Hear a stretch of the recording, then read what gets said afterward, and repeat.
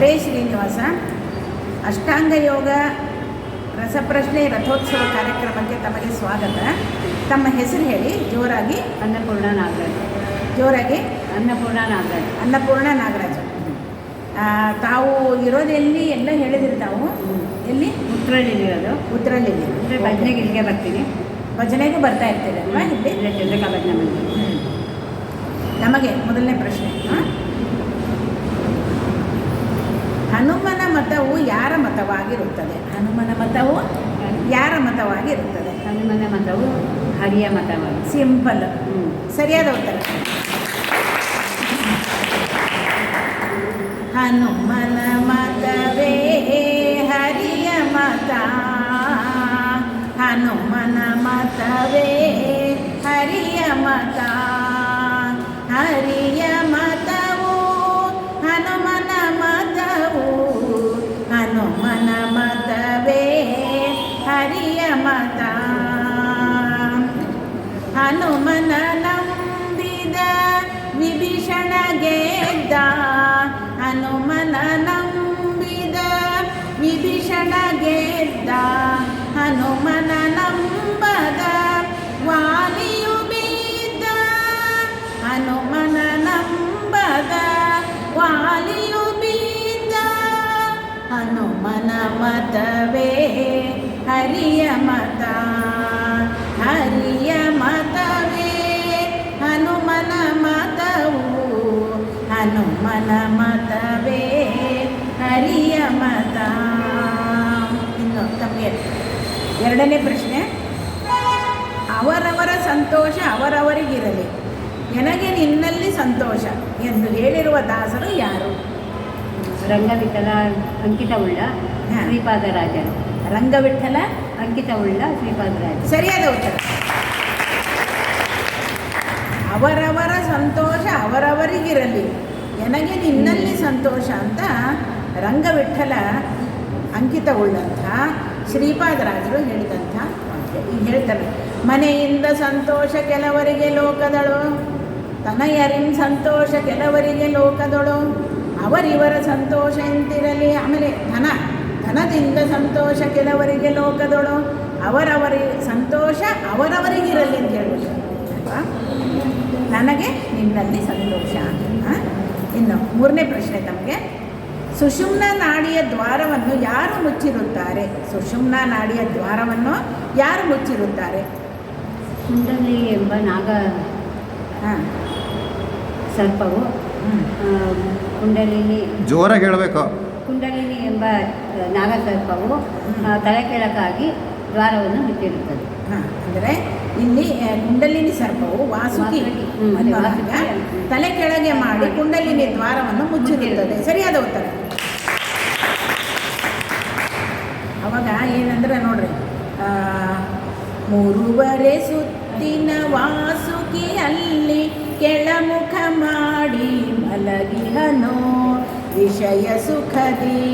ಮುಖ್ಯವಾಯುವೆ ನಿನ್ನ ಕರುಣದಿ ಕುಂಡಲಿನಿ ಶಕ್ತಿಯ ಜಾಗರಿಸುತ್ತಲ್ಲಿ ಹೇಳ್ತಾರೆ. ಯಾಕಂದರೆ ಸುಷುಮ್ನ ನಾಡಿಯ ದ್ವಾರವನ್ನು ತಲೆ ಕೆಳಗಾಗಿ ಇರುವಂಥ ವಾಸುಕಿ ಮುಚ್ಚಿರ್ತಾರೆ. ಅದನ್ನು ಮುಖ್ಯವಾಯುವೆ ನಿನ್ನ ಕರುಣದಿ ಕುಂಡಲಿನಿ ಶಕ್ತಿಯ ಜಾಗರಿಸುವಂತ ಬೇಡ್ಕೊತಾರೆ. ಇನ್ನು ಕೊನೆ ಪ್ರಶ್ನೆ ತಮಗೆ, ಪಾರ್ಶ್ವೋತ್ಥಾಸನ ಆಸನ ವಿವರಿಸಿರಿ. ಪಾರ್ಶ್ವೋತ್ಥಾನ ಎಂಬುದು ನಿಂತು ಮಾಡುವ ಯೋಗಾಸನ. ಇದು 2 ಕೈಗಳನ್ನು ತನ್ನ ದೇಹದ ಹಿಂಭಾಗದಲ್ಲಿ ಜೋಡಿಸಿ ನಮಸ್ಕರಿಸುವಂತೆ ಮಾಡುವುದು. ಇದರಿಂದ ಭುಜಗಳು ಸ್ಥಿರವಾಗಿರುತ್ತದೆ ಮತ್ತು ಕೈಕಾಲುಗಳು ಸರಾಗವಾಗಿ ಚಲಿಸುವಂತೆ ಮಾಡುತ್ತದೆ ಮತ್ತು ಹೊಟ್ಟೆಯ ಬೊಜ್ಜು ಕರಗುತ್ತದೆ. ಸರಿಯಾದ ಉತ್ತರ. ಪಾರ್ಶ್ವೋತ್ಥಾಸನ ಅಂತಂದರೆ ಇದು ಏನಂದರೆ ನಿಂತು ಮಾಡುವ ಆಸನ. ಕೈಗಳನ್ನು ಹಿಂದಕ್ಕೆ ತೆಗೆದುಕೊಂಡು ಅಂಗೈಗಳನ್ನು ಕೂಡಿಸಿ ದೇಹದ ಹಿಂಭಾಗದಲ್ಲಿ ಬೆನ್ನಿನ ಮೇಲೆ ನಮಸ್ಕಾರ. ಅಂದರೆ ನಾವು ಮಾಡೋದು ಹಿಂಗೆ ನಮಸ್ಕಾರ ಮಾಡ್ತೀವಲ್ಲ, ತದ್ವಿರುದ್ಧ ಅದು ಮಾಡೋದು. ಬೆನ್ನಿನ ಮೇಲೆ ನಮಸ್ಕಾರವನ್ನು ಮಾಡುವುದಾಗಿದೆ. ಇದರಿಂದ ಭುಜಗಳು ಸ್ಥಿರವಾಗುತ್ತದೆ, ಕಾಲು ಕೈಗಳು ಸರಾಗವಾಗಿ ಚಲಿಸಲು ಅನುವಾಗುವುದು ಮತ್ತು ಹೊಟ್ಟೆ ಬೆಚ್ಚಕ್ಕಿರುತ್ತದೆ. ಇದರಿಂದ ಆಗೋ ಲಾಭ ಕೂಡ ಹೇಳಿದ್ರು. ಈ ಥರ ಮಾಡೋದು ಎಷ್ಟು ಕಷ್ಟಕರ, ಅದು ಮುಂದೆನೇ ಮಾಡಿಬಿಡ್ತೀವಿ, ಹಿಂದ್ಗಡೆ ಅಲ್ವಾ ಮಾಡೋದು ಕಷ್ಟ. ಅದನ್ನೆಲ್ಲ ಹೇಳಿ ಮತ್ತು ಅದರಿಂದ ಆಗೋ ಲಾಭಗಳನ್ನು ಕೂಡ ಹೇಳಿದ್ದಾರೆ. ತಾವು ಬಂದು ಈ ಒಂದು ಕಾರ್ಯಕ್ರಮದಲ್ಲಿ, ಈ ಅಷ್ಟಾಂಗ ಯೋಗ ರಥೋತ್ಸವ ಕಾರ್ಯಕ್ರಮದಲ್ಲಿ ತಾವು ಭಾಗವಹಿಸಿದ್ದಕ್ಕೆ ತಮಗೆ ಮೂಲಾಧಾರ ಚಕ್ರ. ವಾಸುಕಿ ಮಲಗಿದ ಮೂಲದೊಳು ನೀಲ ಅನಿರುದ್ಧ ಇರುತಿಹನೋ, ಧ್ಯಾನಿಸು ನೀ ವಂದಿಸು ನೀ. ವಾಸುಕಿ ಮಲಗಿದ ಮೂಲದೊಳು ನೀಲ ಅನಿರುದ್ಧ ಇರುತಿಹನೋ, ಧ್ಯಾನಿಸು ನೀ ವಂದಿಸು ನೀ. ಮೂರುವರೆ ಸುತ್ತಿನ ವಾಸುಕಿಯಲ್ಲಿ, ಮೂರುವರೆ ಸುತ್ತಿನ ವಾಸುಕಿಯಲ್ಲಿ ಕೆಳಮುಖ ಮಾಡಿ ಮಲಗಿಹನೋ, ವಿಷಯ ಸುಖದಿ ಮುಖ್ಯವಾಯುವೆ ನಿನ್ನ ಕರುಣದಿ ಕುಂಡಲಿನಿ ಶಕ್ತಿಯ ಜಾಗರಿಸು. ಮುಖ್ಯವಾಯುವೆ ನಿನ್ನ ಕರುಣದಿ ಕುಂಡಲಿನಿ ಶಕ್ತಿಯ ಜಾಗರಿಸು. ವಾಸುಕಿ ಮಲಗಿದ ಮೂಲದೊಳು ನೀಲ ಅನಿರುದ್ಧ ಇರುತಿಹನೋ, ಧ್ಯಾನಿಸು ನೀ ವಂದಿಸು ನೀ. ಮೂಲಾಧಾರದ ಪಂಚಕಮಲವು,